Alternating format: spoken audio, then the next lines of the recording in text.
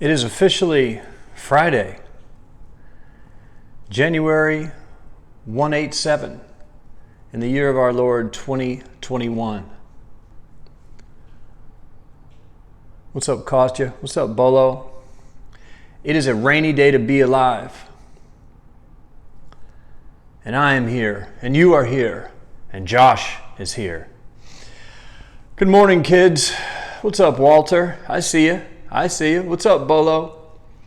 It's a rainy day in California, but screw it. It's a beautiful day to be alive, man. So coffee cheers to all you guys on this beautiful Friday. Broadcasting live from my living room in the Hollywood Hills in Los Angeles, California. This is the Morning Coffee Fam. I've been asked recently what my show here is about. Everybody's waving and doing coffee cheers in the comments. Great to see you. We're broadcasting live on Instagram.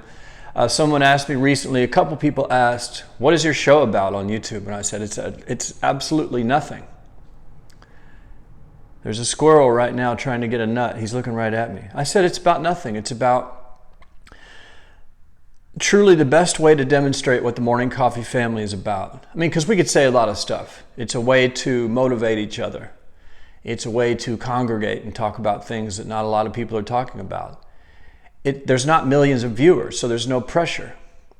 I mean, some days I literally wake up and tell you guys about me feeding the squirrels. But the thought and the thought line behind the Morning Coffee fam and my own YouTube channel has always been something I heard from Gary Vee. He said, document, don't create. Or it might have been, don't create, document. So what you're seeing here is me, Malin D, poor kid from Ada, Oklahoma, grew up with nothing in the woods, wonderful, wild, extraordinarily strange family and life, somehow crash landed in the Hollywood Hills in 2021. And I kind of get on camera and tell you what's on my mind. The insider trick, if you don't know, is that I used to do this without the camera on. I was just talking out loud to myself, working out problems. And I thought, let me turn on the camera and just make that a YouTube video. And I made it a YouTube video, and that's when my YouTube channel started to work the best. So there is no format. This is just a document of what I'm doing, almost like a public journal with friends. Some of you guys have been around watching this for 5-6 years, and it's awesome. I'm not always proud of the videos. I don't always have something amazing to say or impactful or anything really going on. It's just kind of a document. And I'll tell you, one of the best things about doing this is I've recently went back and watched some YouTube videos on my channel. And in a few of them, I was ripped. I was back in Hollywood, barbell lifting 3 days a week, living in the tower. And I was just shoulders big, chest big, everything was huge. And I can watch the video, look at the time and the date of it, the date stamp. I can go into MyFitnessPal, see what I was eating back then, what I weighed, what my waist measured, and all of this stuff, and I can go back on whatever I was doing back then, and I'm like, oh yeah, I figured that out a long time ago. I've also Googled problems I've been having, and I'll find my own blog posts and YouTube videos with the answers. That's the best thing. That's the most hilarious thing. So when I'm trying to solve a problem, I Google it and I end up watching a video of myself from 5 years before explaining how to solve the problem or my concept. That's one of the funniest ones. But anyway, man, we just show up every morning. Maybe not every morning. It's kind of whenever. I am on an upward tick this year. 2020 was a dark, bad year for me. I slipped, man. I fell into darkness. I never left the house. I got super depressed. I wrote the most sad, dark, depressing music you can imagine that I may record hopefully soon. And then 2021 is like I just woke up. Like, what am I doing? What am I doing? It's a beautiful day to be alive. And I started broadcasting again, and I'm kind of coming back to life again. My waist, I measured my waist this morning. It was 31 inches. In 2020, it was 34. So I dropped 3 inches off my waist, and it's taken about 60 days. Basically straight carnivore diet. All meat, no vegetables, nothing, no carbs. I would say I haven't purposefully eaten a vegetable for almost 2.5 years. If I get a pizza or something for a cheat day, it'll have vegetables on it. But other than that, I really haven't, I don't buy vegetables anymore. I've been living off of meat, cheese, eggs, steak, ground beef, stuff like that, hard-boiled eggs, beef jerky for years. And then I stopped doing that in the middle of the pandemic, and I started eating Ben & Jerry's ice cream whenever I wanted, getting pizzas late at night, all this stuff, and I just started to grow. And then I just snapped my fingers, went back to the mainly eating carnivore style, and it just, whoop, everything went back together. And I was looking at myself today, I looked like Bruce Lee with my shirt off. It's getting there, it's getting there. Not quite, I'm not as big as I used to be, but I think that's an important thing for everybody to know. I think everyone, every human, up until a certain age, but even with injuries, I have a horrific injury to my left leg. I was run over by a car, passed out drunk in the road one year, a long time ago, and a car literally ran over me and shattered my leg into pieces, compound fractures, blood everywhere, the whole thing. They almost amputated it. But I deadlifted and squatted with that for 4 or 5 years straight without ever missing a workout. I worked through the injury. Sometimes it hurt and I'd stop. But there's really no excuse. I think everyone should be lifting weights, at least for a certain period of time. 4 to 5 years straight of focused barbell training is good for any human being. Because if you're like me and you didn't play sports in high school or middle school or college or any of these things, you were never taught truly how to take care of yourself. Which is so weird, because the two things everybody should know are not taught in school. Personal finance and physical health are probably the two most important things you could learn: how money works and how your body works. And they don't really teach that. I was learning Oklahoma history. Who cares about Oklahoma history when I could be learning about personal finance or how to take care of my personal body, my vehicle? That's very important to me, and I'm going to have it for my whole life. Why am I learning? Those should be the first two classes they start teaching. In preschool, kindergarten, here's how money works. Here's how investing works. Here's how saving works. Here's how blah, blah, blah works. Here's how debt works. Here's why you don't want to ever go into debt. Teach that from a very early age. But that's the problem with school. School's not set up to teach. It's set up to mold your mind into a conformed human being. That's exactly what it is. I noticed it in grade school.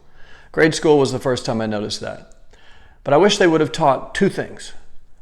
Well, three things.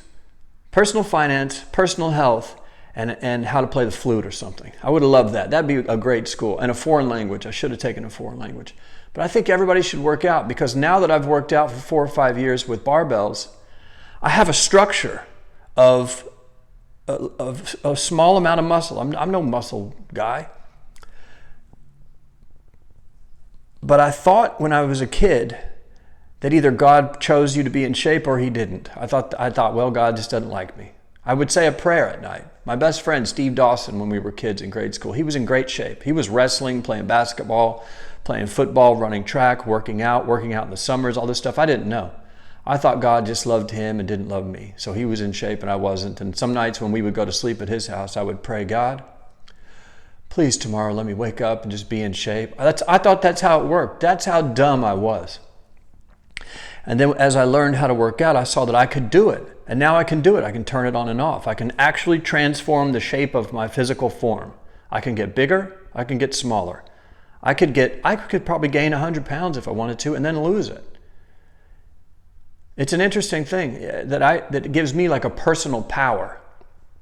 I know how my body works so well now that I can make it bigger or smaller almost on command. What's up to you guys? I'm rambling. What's up, Timote? Tim. I forgot exactly how to pronounce that. What's up, Ahmed? Coffee cheers to you guys. I am rambling. It's Friday. It's been a fantastic week.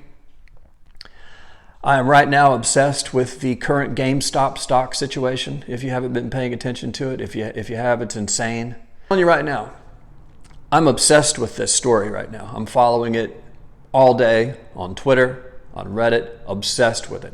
And the numbers are interesting. I'm no day trader, but it's an exciting thing to watch. It's an interesting time to be alive. And it's Friday, and I've got to go. So look, thank you for tuning in. Coffee cheers on the way out. I hope everybody has a great day. If you haven't played the positivity playlist yet, get on it. It'll pump you up. I listened to it during my workout this morning. And the best part was when I got done with my workout, my alarm went off to start my workout. That's how you know you're moving. All right? Have a great day. Stay out of trouble. Check out what's going on with GameStop yesterday. Today is a brand new day. I can't imagine what's going to happen today. I want to go look at the stock numbers. Either way, I'm going to smoke a little weed, drink a little coffee, have a bang energy, work on my affiliate marketing campaigns, which are also I'm obsessed with. Now I have two things I'm obsessed with. And what's up, Josh? What's up, Bolo? It's a beautiful day to be alive, man.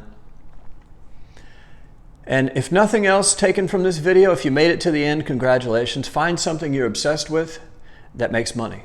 Find something that you can become obsessed with that makes money. Because if you're like me and you have OCD and you get obsessive, if I focus my powers on the wrong things, booze, heroin, alcohol, whatever it is, a bad relationship, if I'm obsessed with some girl or obsessed with whatever, drugs, booze, sometimes when that captures my gaze, I can go off a cliff, and it's an immediate downfall into darkness and horror, and then I finally come out of it. But the trick is to find something you can be obsessed with that's positive. Be obsessed with working out.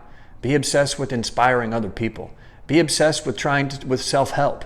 Be obsessed with affiliate marketing and try to, be careful. Try to make money with it. Find something you can be obsessed with that helps you. Because the truth is, if you don't have an obsession with the thing, with the guitar, if you're not obsessed with the guitar, you're never going to learn to play the guitar. If you're not obsessed with affiliate marketing, you're never going to learn how to do it.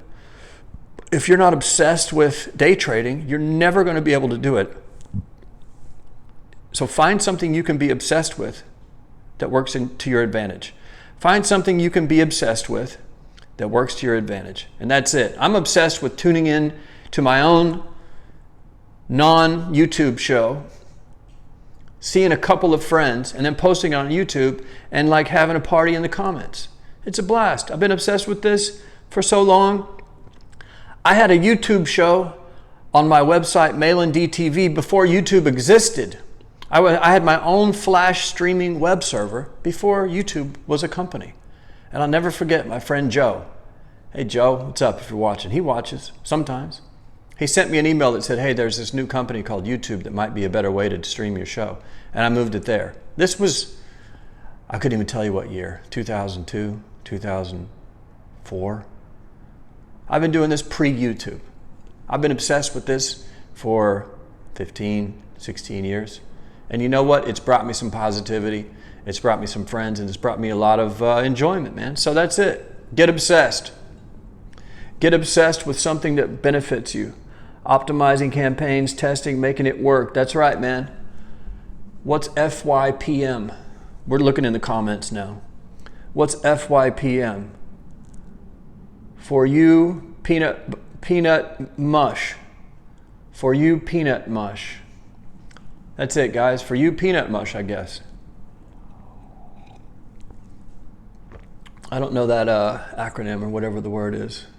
So if you know what FYPM means, educate me. I don't know. I'm a dummy. Oh, I see. Okay. I'm not gonna give it away. If you know what FYPM means, post it, or post a even if you have to post a censored version in the comments, post what you think it means. And if you don't know, take a guess. That'll be hilarious. Let's close out with that. Thanks, Bolo. Old school trooper from the original Periscope days, man. I appreciate you being here. Texas guy. I used to be a Texas guy, and believe me, when my lease comes up, I've been thinking about Texas myself. I've been thinking about Oklahoma, but I've also been thinking about, Cambodia. I have a lot of thoughts. Have a great day. I'm your strange friend, Malin. And I hope today something great happens. And if it does, pass it on.